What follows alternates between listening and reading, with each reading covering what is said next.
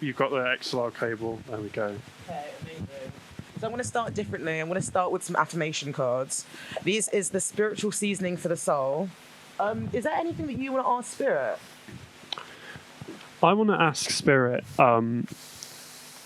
how I think that how we can best be sort of forgiving of ourselves and open to following what we feel is best in our hearts. Amazing. Like, it's like how do we follow how can we best voice? follow how can we best follow how can we best follow our authentic voice? Amazing. I like that. I'm going to start with these decks. Spirit, higher power, universe. How can we best nurture our authentic voice? Forgive yourself first. I mean, that's pretty... Any more cards, Spirit? Is it a friendship if you feel so unsettled? I mean, that's basically first semester friendships. Precious friendships. Okay, I know what this is going to be. This kind of, yeah. So, the first 3 cards that we got was forgive yourself first. Is it a friendship if you feel so unsettled? You are already whole. And I think these 3 cards are sort of depicting the energies of you will always stick with yourself. You're always going to be in your body. So you need to be happy with the decisions that you make. You also need to make sure that those decisions are like they protect you, they nourish you, they feed you. Forgiving yourself first is one way of doing that. If you allow yourself to understand that you're not complete, you're not you don't have everything, you don't have all the information, you're able to move through the world with a bit more softness because you give the benefit of the doubt that you constantly give to others, you can give to yourself. You can give to yourself. And isn't that such a cognitive disbelief? It's like I've also said if you're going to do something, try and at least do it with intent. Yes. Like don't just let yourself be guided into it. Like I was talking to my driving instructor, I said look, if I'm going to fail with intent. I'm going to terrify the driving instructor. I'm nearly going to crash. If I'm going to fail my test, then it might as well be because we just got hit by a truck. That's hilarious. Or drove into a canal. I want it to be with intent. If I'm going to fail, I'm going out with a bang. I hope you don't fail because I know that you're going to need those licenses. I don't think I'm going to be able to get my test done before I leave Manchester. But that's okay. I'm going to get an e-bike. There you go. Treat yourself. I'm going to get a scooter and use the tram. Oh well, that's lovely. See, look at you. You've got all these things to do. But it just gives you opportunity to expand, doesn't it? This conversation around yourself, friendships, relationships, regardless if they're platonic or romantic, suggests that you might be seeking, not you, Josh, but we, spirit, the universe, people, whoever's listening to this podcast, might be seeking something outside of ourselves. So that's why we constantly look for reassurance, validation, support. But really, if we see it in someone else, we have it in ourselves. We just see it in them more. Does that make sense? And also ask about yourself, are the people you're hanging around with, are you hanging around with them because you want to, or are you hanging around with them because it validates you? Exactly. Which is a massive thing that people do in freshers weeks. Oh, 100%. Oh my God. It's all the Instagram posts that are please validate me. Please make me feel validated. But can I just say one thing that black women know? I'm not sure if I've mentioned this on the podcast or not, but people literally in uni would just see me as a black woman with colourful hair and a cool top or whatever, and they'd be like, oh my God, I want her to be my friend. And it's just fuck off. Don't you put me in this pedestal just because you see this cool black girl with a blonde beaded look. Do you know what I mean? Because they want to feel validated that they're exactly. They want to feel cool and supported. Honey, you don't see me when I'm binge watching Superstore, got bloody cookies, breadcrumbs all over my fucking room. You don't see that side to me. So please stop putting me on this environment where you need to seek validation from me, because that's not the case. I want to go back to this card. Is it a friendship if you feel so unsettled? No. No. Straight up, no. I don't know how quickly I can say this, just because one thing that I've definitely learned with my spiritual journey is the fact that patterns occur with people and these people will happen to you in your life, but these people might not even know each other. So Yeah. you can't be complaining about the circus when you keep on choosing, like, you can't complain about clowns if you keep on going to the circus, right? Yeah. And that's the whole thing. That's very true. No, but it's the whole thing of like, you need to be choosy of your friends. You need to be choosy of your relationships. You need to be choosy of the people that you allow into your life. Because realistically, you're feeding them, but are they feeding you in the same way?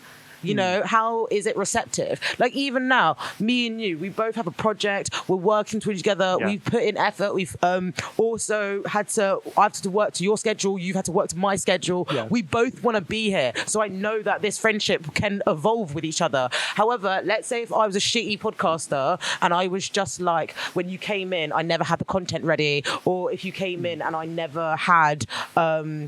like I told you things last minute, or like I was like having a go at you for like just dumb shit. Like that wouldn't be fair, and that would mean that if I'm causing you a settlement, that your choice to go, your choice to leave, it needs to be balanced. Or even if, let's say, like you know loads of technical stuff and I might know more like the content stuff, but that's where we meet in the middle, because we're able to pick and use our resources from each other and go back and forth. Yeah. And I think this is a model relationship. This is a model relationship of how you can choose to work with each other with the resources that you have. However, how many times do we not bring that up in friendship settings because we're uncomfortable, we don't want to, like...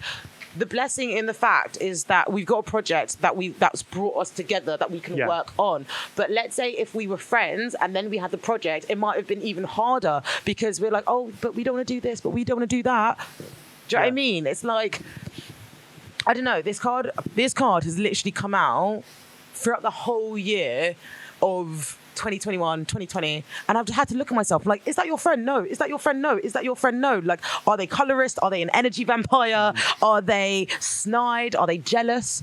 And I'm tired of it. I'm going to start putting more people on trial, because just as much as I provide light to others, they should provide light to me, you know? And I think that should stand with every single person that comes into your life. But I think, like, you know, as well, I think it's just making sure that, you know, I mean, it's not always going to be easy sailing, even with everyone. But not at all.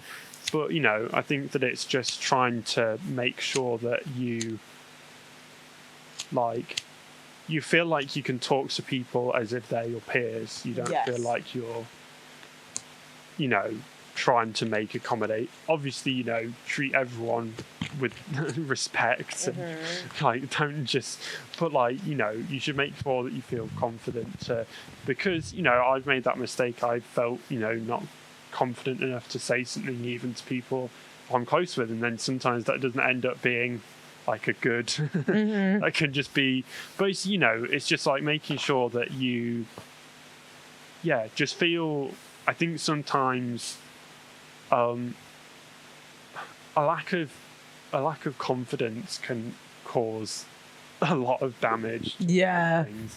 And, you know, you can cause a lot of damage to yourself. So I think you've just got to, and you also need to recognize when other people are showing signs that they're not confident. Okay. You know what? You give me inspiration. Can you hold this mic?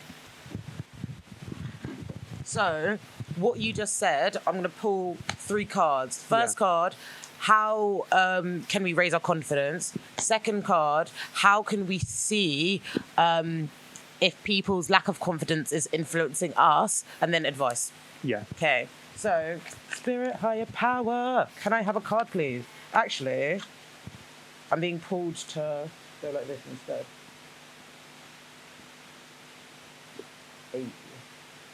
8. Do you see that? Did I tell you 10 of Swords? 10 of Swords. Okay. Oh, well, I accidentally put 2 cards up. Okay.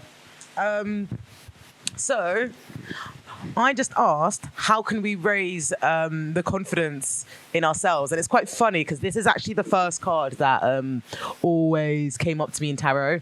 So the King of Wands is an entrepreneur. They're professional. They're proactive. They're a passionate person. However, if their passion is overbearing, they can become arrogant, or they can become like impatient. And the King of Wands asks you to be patient with yourself. The King of Wands knows their fire. They know what they bring to the table. So they need to find a manageable way to deal with the fuel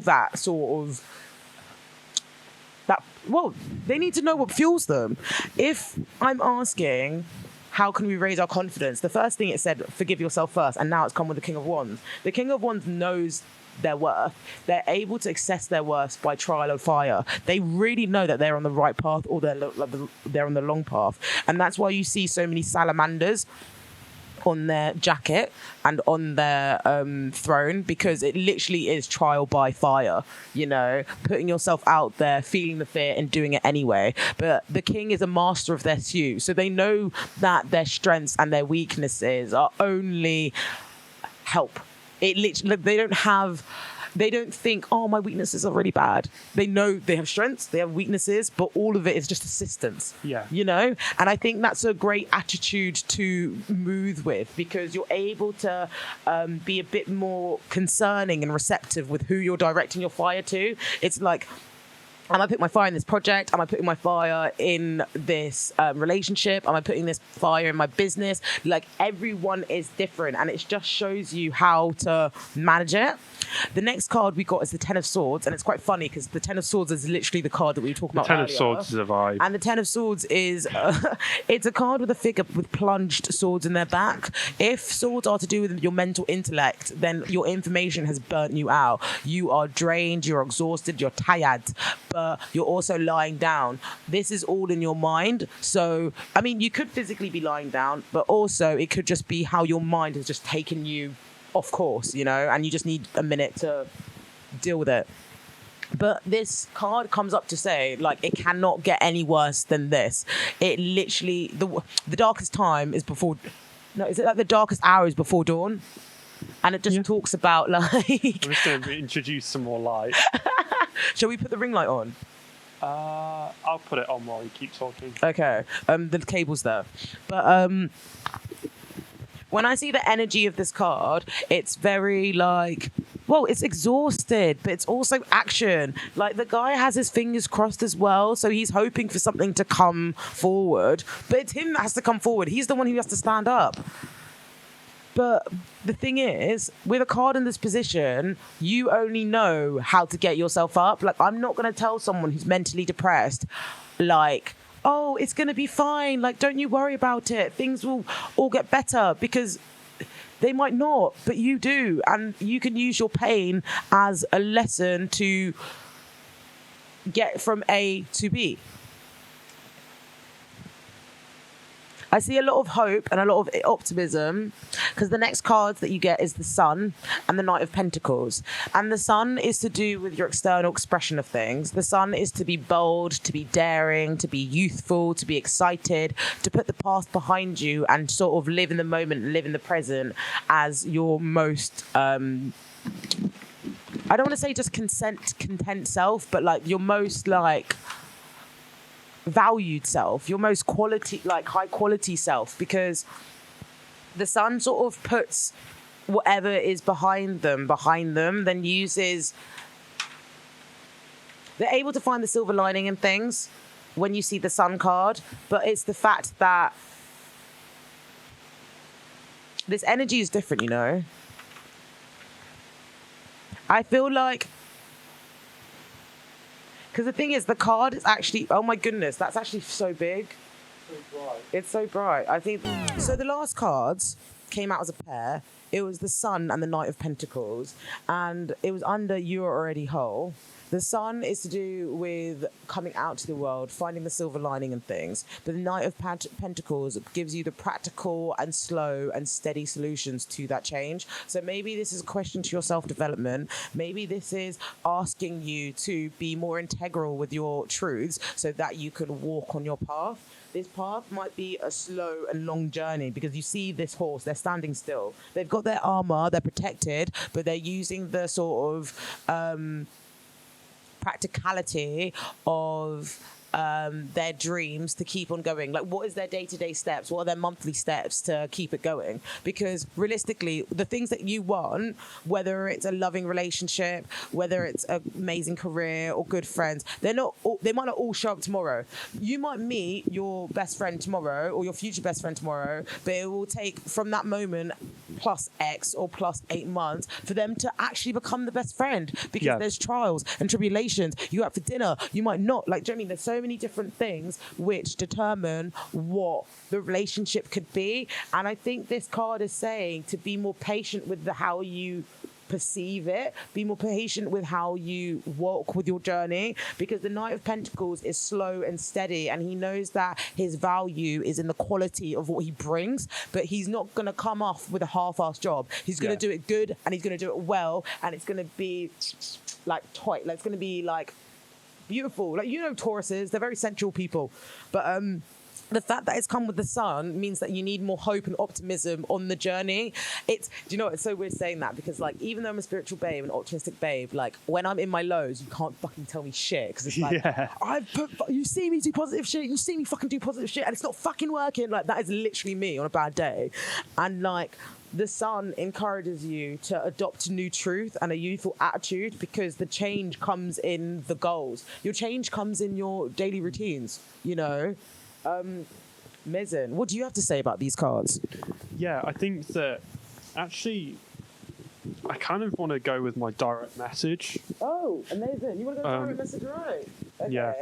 I think that I want to say that I think this sort of further reflects, like, you can go into some situations, and people love doing this. They love gaslighting themselves. They love, like, I don't know, like pulling the wool over their own eyes, or just pretending that they don't see something, just to sort of cover up something else that they're feeling. And it's like, are you friends with this person because you need to feel validated, or are you friends with this person because you like spending time with them, or are you doing this degree in law because you want it to make you feel validated, or are you doing it because you actually really enjoy the subject? And, you know, if you know that you're going in because you want to feel validated, that's fine. Just know that's what you're going in for. Exactly. Like, know that you're doing that because you want to prove someone wrong, but like, know that's what you're there for. Like, don't kid yourself that, like, you may hate the subject, but like, at least know if you hate the subject why you're there. No, for sure, because like when you do things with intent, you're directing your energy elsewhere, and you're directing your energy where it wants to go. And if you're not directing your energy, your energy is still there regardless if you direct it. And I remember listening to Leona Nicole Black. She said, if your energy is not directionally put to use, then it's being commodified. It's being taken and restructured and put somewhere else. And when you understand that energy, everybody's made up with energy, whether it's good vibes, bad vibes, a mixture of both. It's quite funny because whilst you were talking, the Queen of Wands popped up, and this is literally my card. It correlates to my birthday, and this card also came up on Tatiana Tarot's Instagram, and I reshared it today, and it just makes me laugh because I love this card because it reminds me to use my strengths and my weaknesses and go for it. With any queen that's in tarot, you've got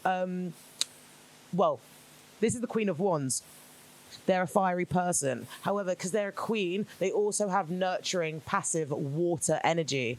Water and fire, you know they ain't great together. Yeah. But do you know what that means as the Queen of Wands? As my Aries sun and my Pisces sun in sidereal for your astrology babes, that means I'm resourceful as fuck. It means that I'm able to pull from different places of myself and provide information with what I've got. And it means that I'm not going to be wishy-washy about how it's going to be how it's going to be received, because I know my fucking worth. Are these people not sitting? Why do you want to sit on a horse when you could be sitting on thrones? Why do you want to be lying down when you could literally be sitting on thrones? And this is what confirms the message.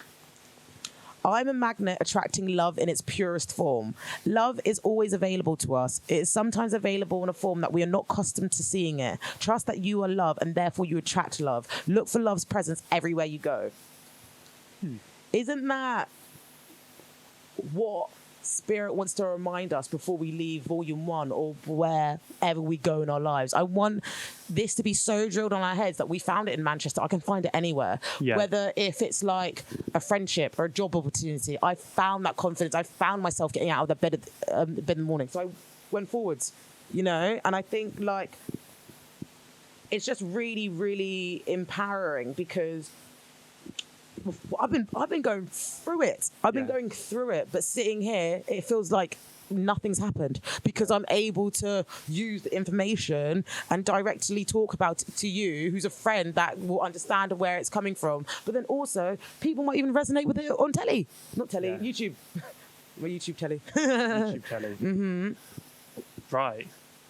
Yeah. Amazing. Good. That is honestly like, come all tenfold.